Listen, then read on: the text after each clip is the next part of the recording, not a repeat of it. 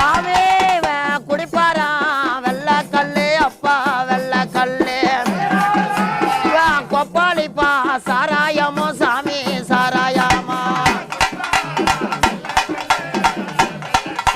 முனிநாதா